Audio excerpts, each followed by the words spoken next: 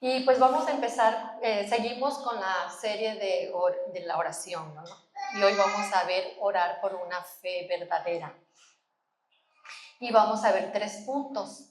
Dice creer en lo que Dios nos dice por medio de la Biblia, creer en lo que decimos a Dios por medio de la oración, como hace rato que oramos, creemos, y creer en las promesas que Dios tiene para los demás. Esos 3 puntos son los que vamos a ver y creer pues es tener fe, ¿no?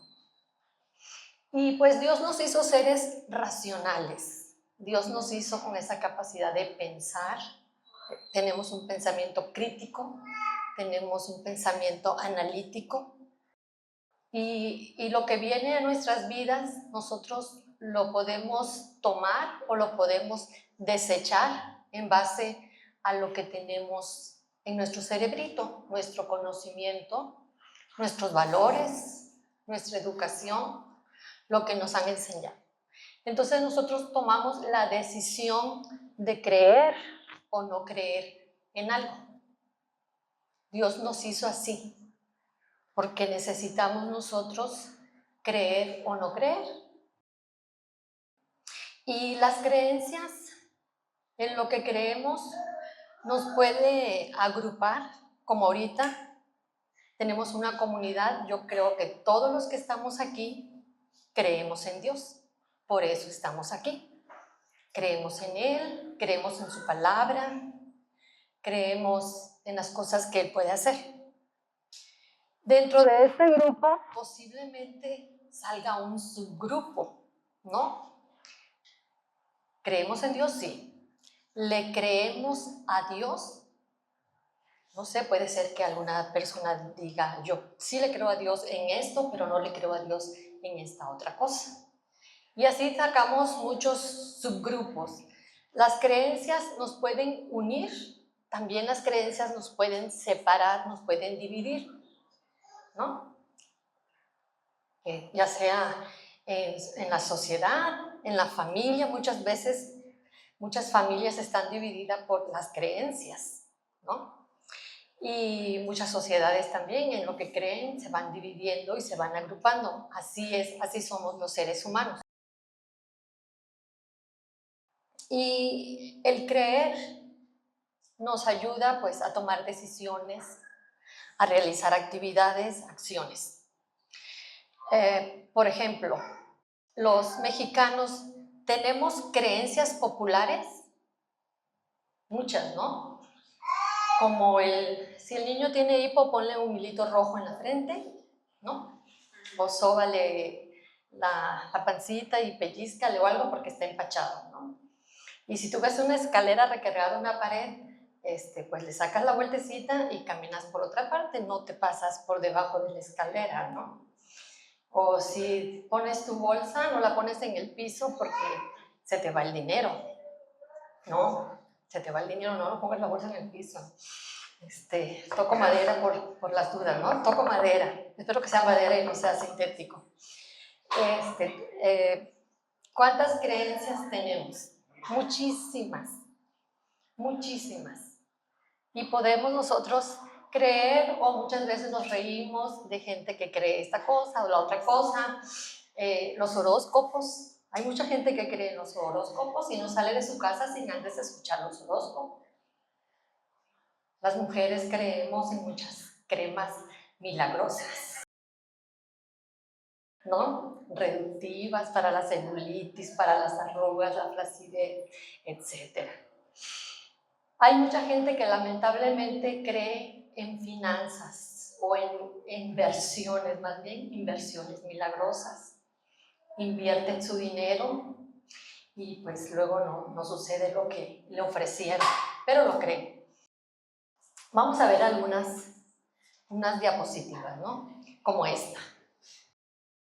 Mucha gente lo cree. ¿Cómo bajar de peso sin hacer dieta ni ejercicio? Mucha gente lo cree y lo hace, ¿sí? Otra es, bueno, el del niño, ¿verdad? Con el hilito rojo en la cabeza porque tiene... ¿Cómo se...? En el 2020 como estuvimos con eso de la vacuna del COVID, desde el COVID que fue inventado, que fue creado, que existe, que no existe, que sí, que no. Y luego cuando viene la vacuna, muchos cristianos, muchas mujeres y hombres de fe no se vacunaron porque estaban segurísimos que era la marca de la bestia, ¿verdad? Entonces creyeron, no se vacunaron, sobrevivieron, ahí están. Entonces también fue parte de creer, y te digo, el creer te lleva a tomar una acción. ¿Qué más? También, ¿no? Dice, un mexicano puede cenarse hasta un pozole, ¿no? Lo que, tacos del pastor, cochinita, lo que sea, pero sandía no, porque la sandía es pesada en la noche, ¿no? Sí, y los mexicanos no cenamos sandía porque nos cae mal. Lo creemos, ¿sí? Y si comemos sandía en la noche, nos sentimos mal. Ay, ¿para qué me comí esa sandía? Bueno, pues así somos los seres humanos. Creemos. Y un flagelo social que existe actualmente, la trata de personas. Si han oído de la compraventa de seres humanos, ¿verdad? Trata de personas es la compraventa de seres humanos, es ver a los seres humanos como una mercancía. Muchísima gente cae en trata de personas porque cree. Hay muchas ofertas laborales que son falsas. Llega la persona a la entrevista o al lugar de trabajo y simple y sencillamente desaparece. Dicen, fue a una entrevista de trabajo y ya nunca regresó. Creyó en esa oferta y no era cierta, ¿sí? La trata de personas, otro método de enganche es el enamoramiento. Disculpen que le hable de esto, pero yo soy voluntaria de la Asociación Fin de la Esclavitud y nos dedicamos a llevar prevención contra trata de personas y abuso sexual infantil a los lugares donde nos inviten. Aquí no me invitaron, pero aprovecho. Y el enamoramiento es una de las causas también de atrapar gente. Un tratante puede invertir la cantidad de tiempo necesaria y el dinero necesario para enamorar a alguien, casarse con esa persona, le ofrece el sol, las lunas, las estrellas. Si nos casamos, te llevo a Nueva York o te llevo a vivir a Tokio. ¿Y ustedes creen que le cumple? Sí. Se la lleva a Nueva York, le quita sus pasaportes y la esclaviza. La lleva a Tokio, le quita su pasaporte y la esclaviza. Eso es trata de personas. ¿Y por qué cae la gente? Porque cree. ¿Creemos en el amor? Sí, todos. ¿Necesitamos fortalecer nuestra economía? Pues sí, todos. Y son uno de los métodos de enganche. Ahorita el método de enganche número 1 de los tratantes con los niños son los videojuegos. Ahí están robando muchos niños. Y bueno, ya otro día que me invite el pastor hablaré más de esto. Entonces las creencias nos pueden asociar, nos pueden separar, podemos creer en Dios, podemos creerle a Dios o no le podemos creer, pero la palabra dice, es mejor refugiarse en el Señor que confiar en el hombre. Vamos a refugiarnos en el Señor, vamos a creerle al Señor. ¿Por qué? Porque no tenemos otra opción en la vida. No hay para dónde correr, no hay para dónde ir, sino con el Señor. Pero podemos creer, ¿verdad?, que la sandía nos cae pesada en la noche, pero podemos no creerle al Señor, podemos no creerle la palabra. ¿Por qué? Porque dice la Biblia en el siguiente versículo que Dios es un espíritu y los que le adoramos tenemos que hacerlo en espíritu y en verdad. O sea, podemos razonar, podemos argumentar, podemos pensar, podemos escudriñar la Biblia y podemos creer unas cosas y podemos no creer otras cosas. si lo hacemos solamente con la verdad, pero también necesitamos espíritu, el Espíritu Santo, el Espíritu que Dios nos da para poder verdaderamente creer todo lo que vamos a ver hoy en esta mañana, en esta tarde. Y el punto número uno que vamos a ver es creer lo que Dios nos dice por medio de su palabra. ¿Cuántos creen en verdad en esta palabra? ¿Sí? Por ejemplo, de las historias que le damos a los niños, les voy a mencionar algunas. Josué detuvo el tiempo casi 24 horas. O sea, Josué hizo que un día durara 48 horas. ¿Cuántos quieren ese milagro en su vida? Porque no les alcanza un día. El día no me alcanzó. Necesito un día de 48 horas. Pues Josué lo logró. ¿Tú lo puedes creer? Que haya detenido el tiempo, Josué. ¿En verdad lo crees? Los niños dicen, sí. Y hasta participan, ¿no? Eliseo hizo flotar un hacha. A uno de sus compañeros se le cayó el hacha y era prestada. No, está sola. Cuando pides algo prestado, ¿no? Le pasa todo lo que pides prestado. Y estaba muy afligido. Y le dijo, Eliseo, no te apures, ahorita lo sacamos. Y aventó una varita y el hacha flotó. ¿Lo puedes creer? Físicamente, con las leyes de la física que conocemos, ¿es posible? No, pero así lo dice la Biblia. Dice que Jesús alimentó a más de 5,000 personas con solamente 2 pececitos y 5 panes. ¿Será verdad? Moisés separó el Mar Rojo.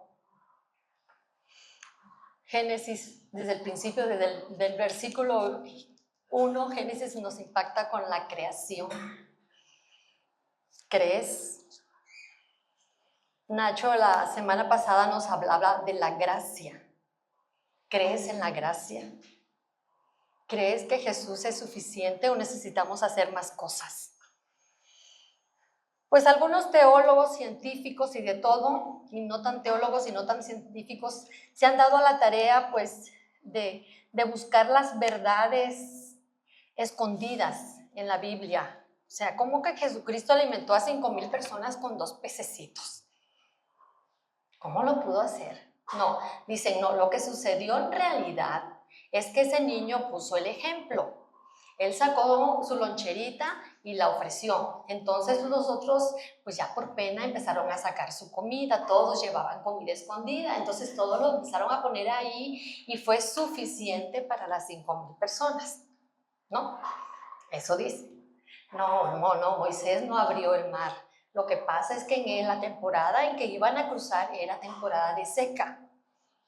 Entonces, como ya Moisés conocía muy bien toda esa región, buscó el lugar en el mar donde en esa temporada de seca casi no había agua. Entonces, los israelitas, como no tenían mucho peso encima, pudieron pasar tranquilamente. Pero los carros del faraón eran muy pesados y por eso se hundieron. Sí lo han escuchado, ¿no? Y así se han dedicado a decir y a tratar de quitar todos los mitos, todas las cosas, todos los milagros que Dios hizo, y si los quitamos, pues la verdad nos vamos a quedar sin nada, sin Biblia, sin un Dios milagroso. O sea, no necesitaríamos tener fe. Si quitamos todos los mitos de aquí, ¿para qué necesitamos la fe? ¿No? O sea, y los que adoran a Dios tienen que ser en espíritu y en verdad.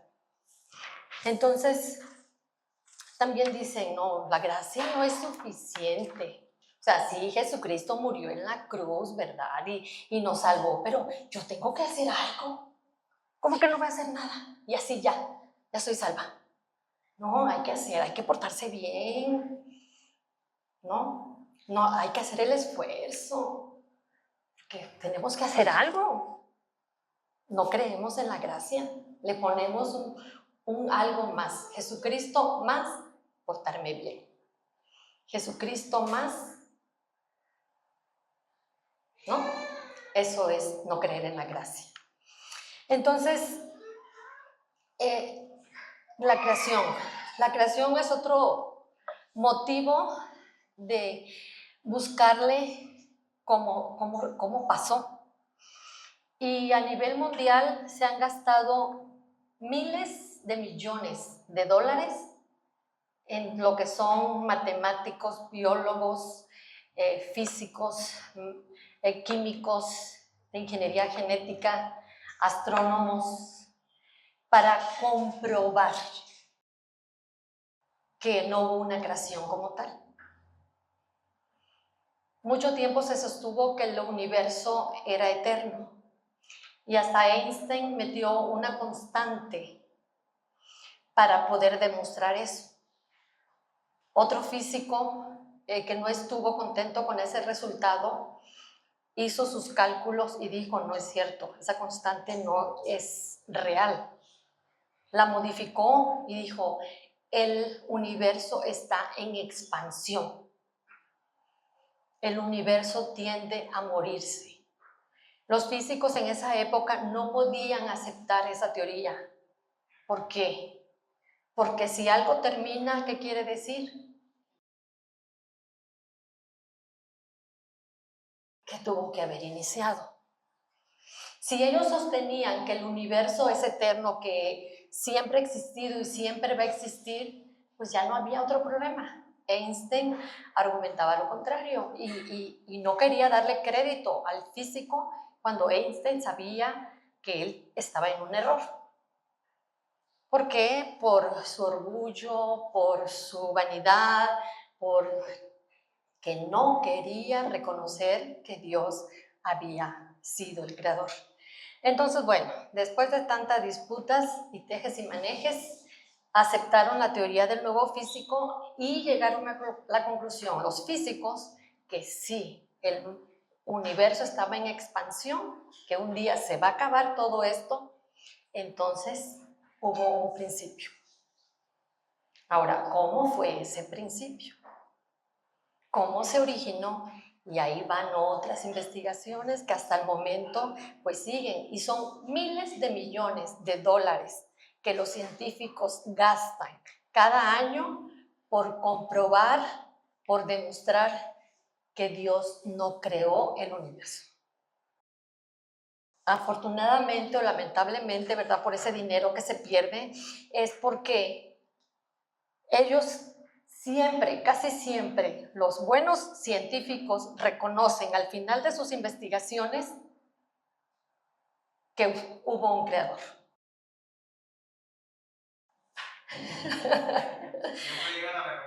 Llegan a la conclusión de que algo más. No han podido ni sintetizar una de las células más sencillas, como es la procariota, en todas sus investigaciones. Han llegado solamente a formar una molécula proteica que no tiene ninguna función en la vida, por más investigaciones y por más intentos que hagan. Entonces, así es el ser humano. Y nunca se va a demostrar que Dios existe, jamás, científicamente, ¿verdad? Porque necesitamos fe para creer en Él. Si se demuestra científicamente que Dios existe, pues ya para qué. Entonces nunca se va a demostrar, nunca lo van a reconocer, pero los que lo hacemos, pues sí. Entonces vamos a irnos a una de esas historias de la Biblia que está en Primera de Reyes 17. Ok, aquí hay sí, me lo regresas, por favor, sí es cierto. Dice, derribando argumentos y toda altivez que se levante contra el conocimiento de Dios y llevando cautivo todo pensamiento a la obediencia a Cristo. Necesitamos derribar argumentos y toda altivez. ¿Qué es lo que no nos hace creer en Dios? Nuestro orgullo, ¿no? la altivez. Argumentos. ¿Han conocido a personas donde tú le dices una cosa y te contestan con 3 o 4? Y, ni modo, ¿no? Tienen que llegar a esto. Muy bien, entonces vamos a Primera de Reyes 17. Es una de las historias que nos remontamos hace casi unos 900 años y aquí vemos el reparto. En el reparto de esta historia tenemos al profeta Elías, tenemos al rey Acab, tenemos, rey Acab era rey de Israel, tenemos a Jezabel, se han escuchado a Jezabel, ¿verdad? Era esposa del rey Acab y Jezabel no era israelita, era fenicia, lo que hoy se conoce como Líbano. También vamos a tener aquí en esta historia a una mujer viuda y su hijo, que no tiene ni nombre, la mujer viuda, se refiere a la Biblia como la viuda de Sarepta. Y Sarepta también está en Fenicia, perdón.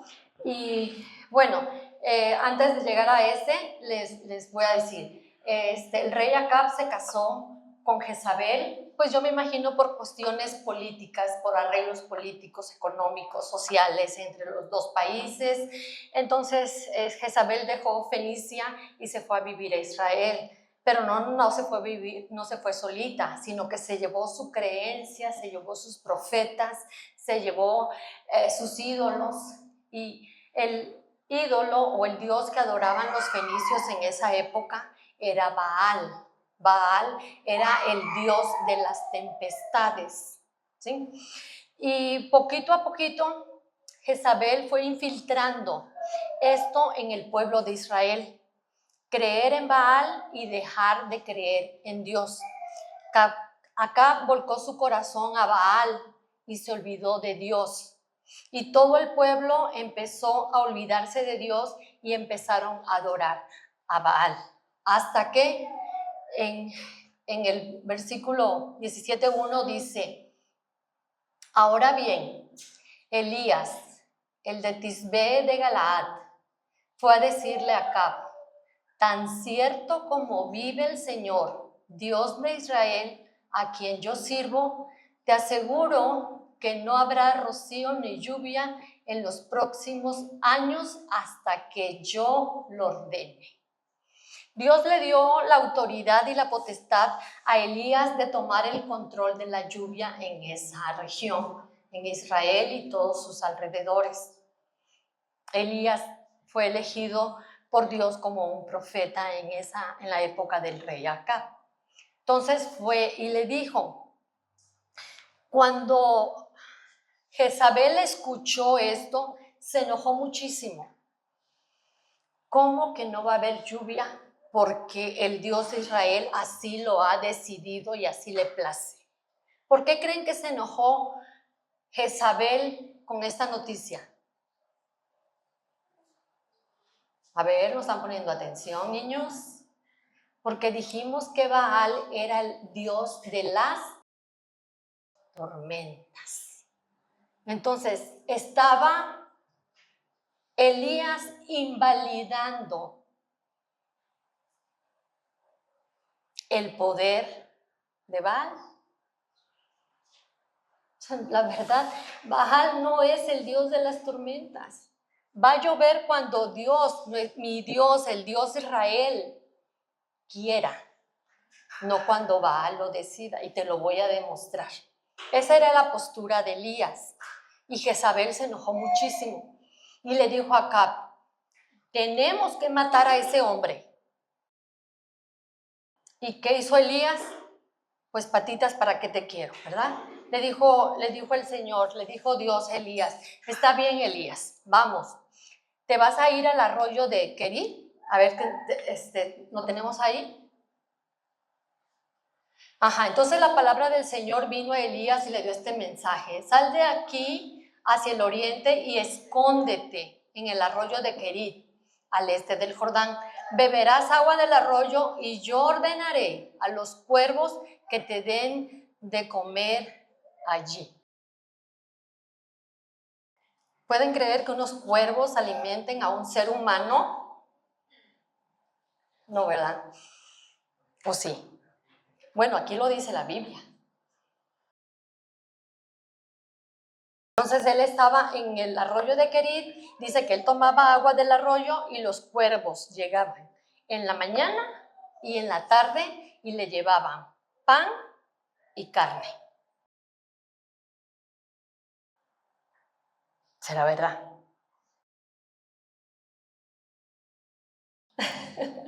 ¿Cómo sucedió eso? Dicen algunos estudiosos que no, que es que Elías se sentó en el arroyo y ahí era un criadero de cuervos, entonces los cuervos les llevaban comida a sus polluelos y entonces él agarraba y así, ¿no? Pero aún así son cuervos. A ver, mete la mano y quítale la comida a sus polluelos, a ver qué te van a hacer. Y así estuvo Elías durante mucho tiempo hasta que el arroyo se secó.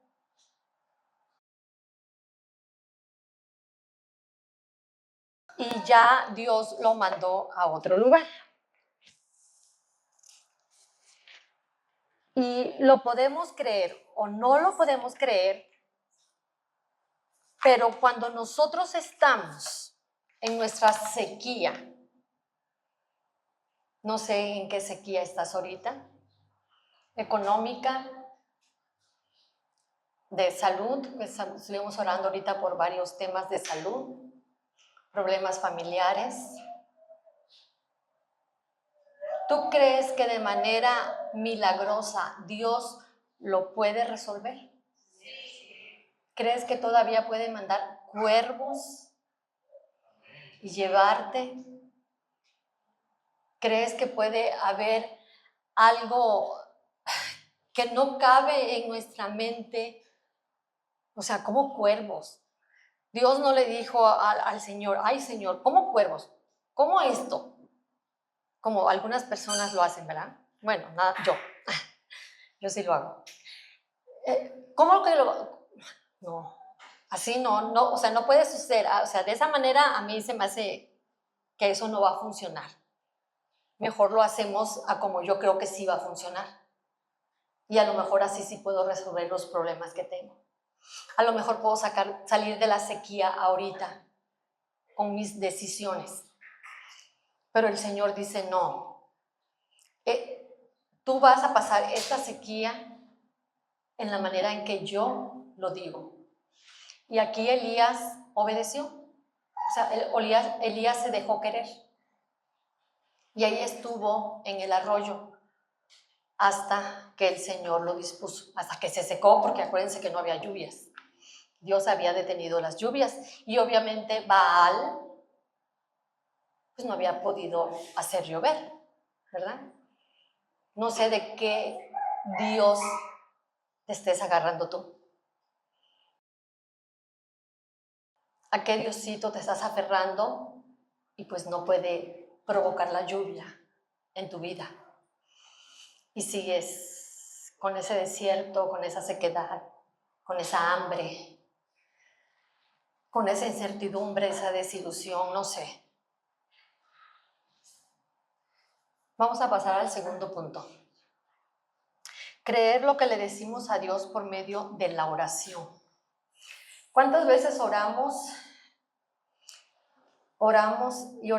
y a veces no recibimos respuesta, ¿no? Como que Dios no oye, como que Dios está sordo, como que lo que yo le digo a Dios no es tan importante o está muy ocupado resolviendo situaciones más complejas que la mía, ¿no? Pero necesitamos tener cuidado con lo que oramos también. Yo recuerdo que hubo un tiempo en que yo me sentía muy tranquila, como que mi vida no tenía mayor problemas que la celulitis que no se me iba. Y ya mis hijos estaban, creo que Pau y Víctor ya se habían casado y nada más estaba Peque en casa. Y me sentía yo así como que no pasa nada. no pasa más en mi vida, Señor. Y le decía yo al Señor, Señor, yo quiero sentirte, yo quiero algo diferente en mi vida. Y sobre todo como iba yo a una iglesia estilo pentecostal, entonces ahí manejaban muchos de que si no tenías problemas es porque el Espíritu del Señor no estaba contigo. Yo decía, Señor, manifiéstate en mi vida. Y bueno, pasaron los años y sí, se vinieron los problemas. Híjole, mi esposo, mi hijo, otra vez mi esposo, otra vez mi hijo, eh, el cáncer, muchas cosas donde pues ya mi estilo de oración tuvo que cambiar. Y en una ocasión íbamos a Tabasco, no, a mi esposo le gustaba mucho manejar, nos fuimos en carretera, estábamos estacionando una camioneta, una Terrain, y ahí en el Arco Norte nos salimos. Empezó a granizar muchísimo, muchísimo. Yo casi nunca hacía y sentarme atrás. Entonces Efraín, mi hijo pequeño, que le decimos Peque, me dice, mamá, vemos una película. Paulina me había regalado una película que se llamaba Pasante de Moda, algo así, Pasante de Moda, y no la había yo visto. Entonces la metí en la camioneta, le digo, ay, a ver si la vemos. Ok, entonces dice, pongo la película y la vemos. Perfecto. Entonces me pasé para atrás, estoy chiquitita. Entonces agarré, me quité el cinturón, me pasé para atrás y le digo, ponte el cinturón, vamos a verla. Y ya puso la película y íbamos cómodamente en la camioneta viendo la película. Y al ratito empezó a granizar, pero fuerte, muy fuerte. Y me dice Peque, mamá, me voy a pasar adelante para ayudar a mi mamá porque está granizando mucho. Y mi hijo mide casi un 80. Le digo, no, mejor me paso yo, es más fácil que yo me vuelva a pasar hacia adelante para ir con él. En el momento exacto y preciso en que yo me quito el cinturón de seguridad, mi esposo se sale y empezamos a dar vueltas. Ta, ta, ta. Ya cuando dejó de dar vuelta la camioneta, vi que se había roto el quemacoco, se había abierto el quemacoco, toda la parte de ahí. Y les dije, vamos a salir por ahí, vamos a salir por ahí. Y Efren Peque se quita el cinturón, yo me asomo, mi esposo no se quitó el cinturón porque empezó a buscar las cosas del seguro, los papeles de la camioneta y todo. Y en el momento en que yo me asomo al quemacocos, yo solamente oí un estruendo, es lo único que me acuerdo. Y después me acuerdo de, nosotros íbamos a estar parada en este lado de la carretera, viendo cómo la camioneta estaba otra vez dando vueltas. Ahora ya mi hijo no llevaba cinturón de seguridad. Volvieron a dar vueltas. Dice mi hijo que cuando yo me asomé en el quemacocos, que todo estaba roto, dice que salía así, disparada, así como un taponcito de un champán o algo así, así con que en Año Nuevo lo tiras y ¡pah! Dice que así salí. Dice, mamá, yo te vi volar. Y yo dije, mi mamá se murió. O sea, mi esposo ya venía casi contando los días y él se afligió mucho. Yo hasta ahorita no me acuerdo haber volado, ahorita no recuerdo nada de eso, ya pasaron casi 8 años. Yo solamente estoy muy segura que el Señor me agarró y me puso allá. No hay otra explicación. Gracias a la manicurista que tengo, ni una uña se me quebró, ni una fractura, nada. Entonces, cuando oremos, tengamos cuidado. Muchos años después el Señor dijo, vas a sentir mi presencia. Y la sentí. La sentí. Fue un milagro. Fue un milagro. Ninguno de los tres tuvo ningún daño severo. Mi esposo todavía vivió unos 3 o 4 meses más después del accidente. Y bueno, tengo otra oración que también hice y me las contestó el Señor después, pero yo creo que en otra prédica, para que venga. Y Entonces, después de más de 3 años de sequía, se va, regresando con Elías, ¿no? Se va Elías y busca a Acab. Y le dice, pues ya llevamos más de 3 años de sequía y Baal, el dios de la tormenta, pues no se le ve nada, no se le ve acción, no se le ve poder. Pero Jezabel y Acab seguían con que Baal era el dios verdadero. Y le dice, bueno, mira, vamos a hacer un reto. Ya para esa época había 450 profetas de Baal en Israel. Vamos a hacer un reto. Tus 450 profetas van a ofrecer un sacrificio a Baal y yo solito, dramático el Elías, voy a ofrecerle un sacrificio al Dios de Israel. El que haga descender fuego del cielo, ese es el Dios verdadero. Sale. Y se van los 450 profetas y arman su altar y empiezan a bailar y empiezan a danzar y empiezan a brincar. Y la costumbre era que se tenían que hacer laceraciones en la piel, rajar su piel para que chorrearan sangre y de esa manera Baal tenía que contestar. Entonces desde que amaneció hasta la tarde, Baal no contestó. No hizo descender fuego del cielo. Ok, dijo Elías, denme chancecito. Agarró conforme a la ley, porque él era muy obediente de la palabra de Dios, armó su altar con las 12 piedras que tenía que llevar, porque así eran las 12 tribus de Israel. Ofreció ahí el cordero y el Elías, ya saben. Échenle agua. ¿Qué era lo que escaseaba? Pues el agua, ¿verdad? Échenle agua. Le echaron agua una vez. Vuelvan a echarle agua, le vuelven a echar otra vez. Hasta que estaba, pero lleno de agua, dice que todo alrededor del altar estaba inundado. Entonces hizo la siguiente oración. Dice, a la hora del sacrificio vespertino, el profeta Elías dio un paso adelante y oró así: Señor, Dios de Abraham, de Isaac y de Israel, que todos sepan hoy que tú eres Dios en Israel y que yo soy tu siervo. Y he hecho todo esto en obediencia a tu palabra. Respóndeme, Señor, respóndeme para que esta gente reconozca que tú, Señor, eres Dios y estás haciendo que su corazón se vuelva a ti. ¿Y qué creen que pasó? No, tenía que descender fuego del cielo. Niños, descendió fuego del cielo, quemó todo el holocausto que él ofreció al Señor y toda el agua que él había derramado, dice que la secó. Agarró valor Elías y mató a los 450 profetas de Baal.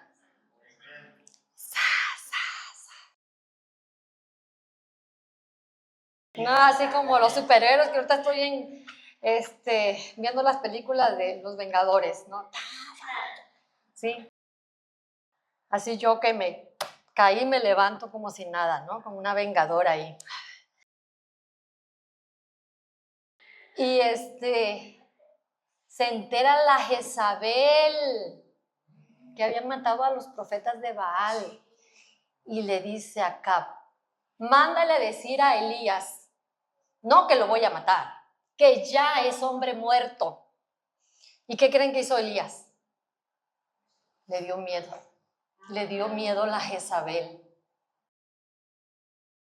Y vamos a ver qué pasó con Elías. Elías se asustó y huyó para ponerse a salvo. Cuando llegó a Berseba de Judá, dejó allí a su criado y caminó todo un día por el desierto. Llegó a donde había un arbusto y se sentó a su sombra con ganas de morirse. Estoy harto, Señor, protestó. Quítame la vida, pues no soy mejor que mis antepasados. ¿Y ustedes creen que se lo llevó el Señor? No. Era un hombre de fe. Era un hombre de fe. Creía en la palabra del Señor. Tenía la autoridad de detener la lluvia y de volver. Cuando él orara, iba a caer la lluvia. Fue el primer ser humano en la tierra que realizó una resurrección en el nombre del Señor. Había descendido fuego del cielo. Había matado a los 450 profetas. Y Dios no le contestó. ¿Por qué? ¿Por qué no se lo llevó? Por más que ores, cuando estés cansado, ya llévame, Diosito, no te va a llevar.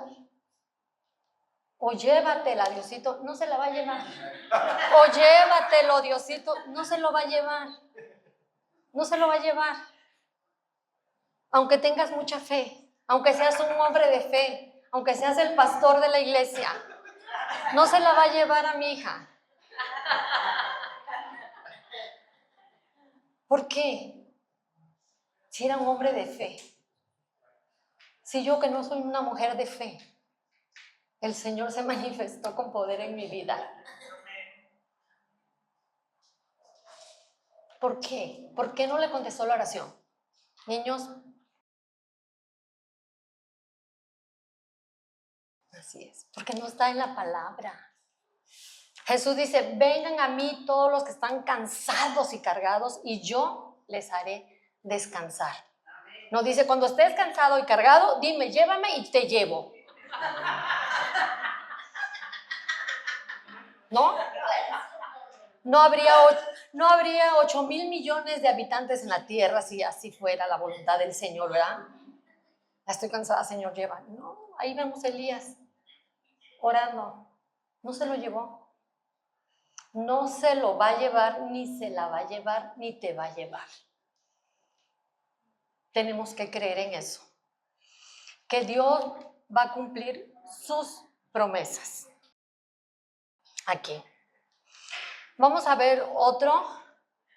Esta oración se refiere a un espíritu que tenía un demonio, dice la Biblia, que tenía un jovencito que desde niño tenía ese espíritu.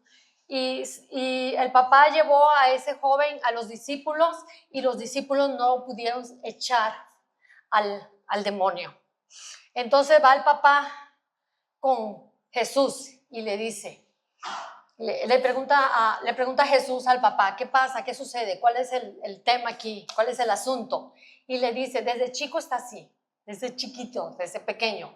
Dice, a menudo el espíritu lo arroja al fuego o al agua para matarlo. Ten misericordia de nosotros y ayúdanos si puedes. Y le dice Jesús, ¿qué? ¿Cómo que si puedo? O sea, ¿no sabes con quién estás hablando? No sabía. Y así oramos, ¿no? Si puedes, si quieres. Yo sé que sí puedes, pero no sé si quieres. Así nos dirigimos al Señor. Bueno, yo así me dirijo al Señor. Yo sé que Él es poderoso. Yo siempre desde niña he aprendido que Dios es poderoso y yo sí me creo todo lo que dice aquí, la verdad. Pero muchas veces no sé si quieres, Señor. Yo sí soy así. Y le dice Jesús, no, ¿cómo que sí puedo? Claro que puedo.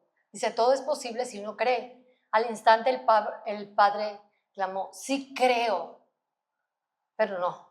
Sí creo, pero ayúdame a mi incredulidad. Sí, pero no. ¿Crees? Sí, pero no. ¿Creemos? Sí, pero no. ¿Creen que Jesús puede contestar una oración así? ¿Creen que echó fuera el demonio con esa fe? Sí. A Elías no le contestó. ¿Qué hizo con Elías?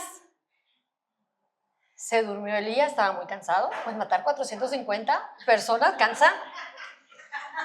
Caminó todo un día en el desierto, se durmió y llegó un ángel y lo despertó. Fíjate, ahora qué manera alimentó Dios a Elías.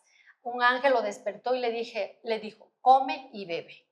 Comió, bebió, quién sabe qué comería porque se volvió a dormir.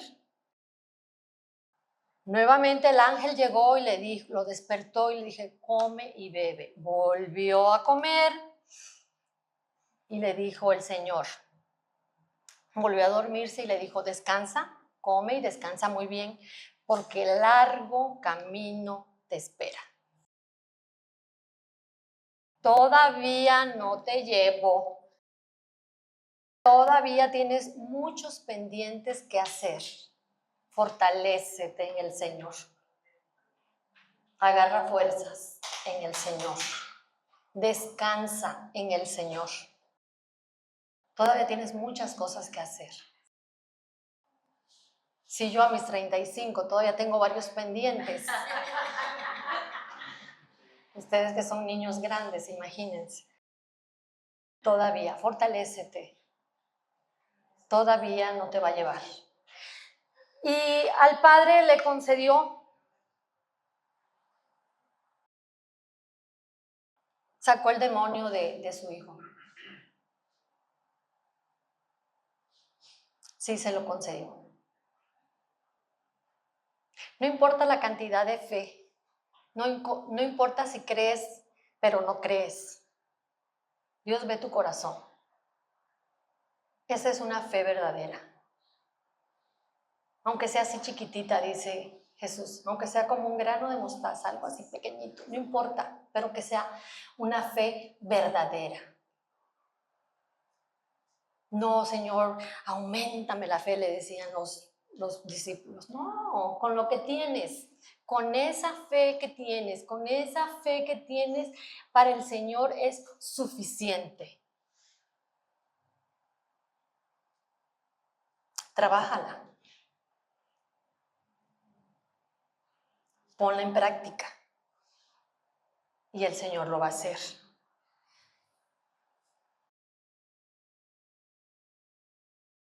Vemos el siguiente versículo, dice, para que la fe de ustedes dependiera del poder de Dios. Si tú tienes mucha fe, va a decir, es porque yo tengo mucha fe, por eso se hace. No. Tenemos que depender del poder de Dios y no de la sabiduría de los hombres. Porque imagínense, luego pedimos cosas en base a nuestra sabiduría como Elías, ¿no? En base a sus sentimientos, a base a cómo se sentía en ese momento. Y no, dice, mi fe depende del poder de Dios, aunque sea chiquita, aunque sí creo, pero no creo. Y el tercer punto, ya terminamos, es creer en las promesas que Dios tiene para los demás. Bueno, entonces, continuamos con Elías. Y dice que Elías estuvo mucho tiempo en el arroyo de Querit hasta que se secó. Entonces Dios le mandó otra palabra y le dijo que se moviera de ahí. Se iba a ir a Sarepta, a Fenicia, a donde era el dios Baal. Dice, así que Elías se fue a Sarepta. Al llegar a la puerta de la ciudad encontró a una viuda que recogía leña. La llamó y le dijo, por favor, tráeme una vasija con un poco de agua para beber. Hay algo faltó, pero bueno, ahorita lo leemos acá. Entonces Dios le dijo, mira, yo ya escogí en Sarepta a una viuda, ella te va a alimentar. Yo le he dado la orden a la viuda que te alimente. Ve a Sarepta y haz lo que yo te digo. Elías era muy obediente a la palabra de Dios, fue a Sarepta y encontró a la viuda. Luego que entró, vio a una viuda que estaba recogiendo unos leños y le dice, oye, tráeme un vaso de agua. Cuando nos piden paciencia y lo que menos tenemos es paciencia. Así estaba Elías pidiéndole a la viuda, ¿no? ¿Qué cosa? 3 años sin llover. ¿Qué cosa es lo que no había? Agua. ¿En qué escaseas? ¿En confianza? Confía nuevamente en mí. ¿Qué? Eso me lo dijiste la semana pasada y el mes pasado y el año pasado y llevamos 15 años pidiéndome nuevamente confianza en ti. ¿No? Entonces, Elías va y le pide a la viuda agua y la viuda dice, está bien, te voy a traer un vaso de agua. Y va la viuda, ¿no?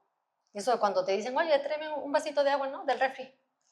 Ya que estás ahí en el refri, oye, de una vez un sanguchito. Un taquito, ¿no? ¿Qué te cuesta? Tráemelo, ¿no? Entonces, sí, ahí voy. Y así, Elías. Bueno, ya que vas a por el vaso de agua, también tráeme un pedazo de pan para que yo coma. Y le dice, la viuda luego reconoce a Elías y le dice, vive el Señor tu Dios.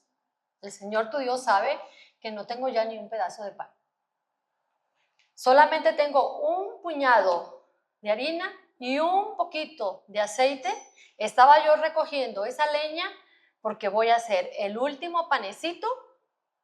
Me lo voy a comer con mi hijo y nos vamos a dejar morir. Es lo único que me queda. Y le dice Elías, ok, está bien. Haz el panecito, pero primero hazme uno a mí. Y hasta le dio las indicaciones, ponlo debajo de las cenizas, cocidito así de manera especial, y me lo traes. Y la viuda le obedeció. Le hizo su panecito a Elías, se lo llevó, le llevó el vasito de agua. Y dice que en la casa de la viuda nunca faltó ni harina ni aceite. Y pudieron sobrevivir a la sequía que existía en esa época. ¿Tú crees que tú puedes ser de bendición a otra persona? ¿Sí? O sea, cuando llegas a la casa, no sé la que se esconde y dice, ay, pues ahí llegó, sí, nadie hable. Aunque toque. O sea, le da el cambio de domicilio al INE, pero no al amigo, ¿no? O llegas a tu casa y, híjole, ya llegó. Los niños se esconden o la esposa dice, ay, pues ya. O el esposo. O llegas a tu casa y dices, mamá, traje la bendición. Sí, hijita, pero cuando te vayas, llévate tu bendición. ¿No?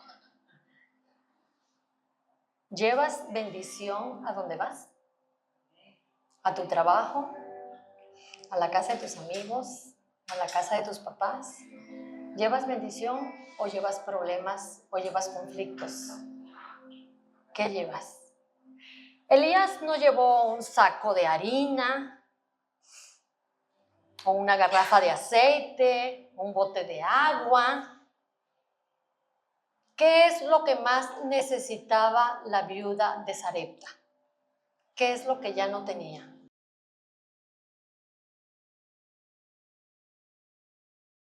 Esperanza. Ya no tenía esperanza.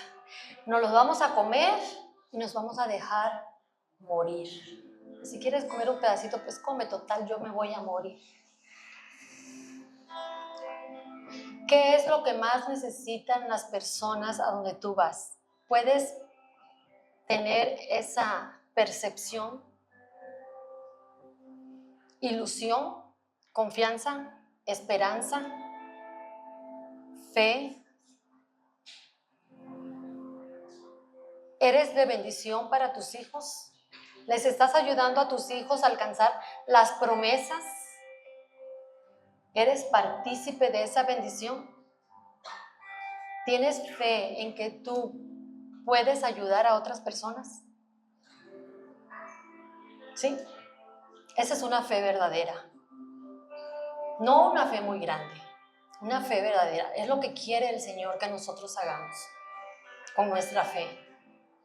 Ayudar, ser sensibles a las necesidades de otra persona, de otro ser humano. Le pides a tu esposo o a tu esposa paciencia, dame paciencia. No tengo. Como la viuda, dame un pan, no tengo.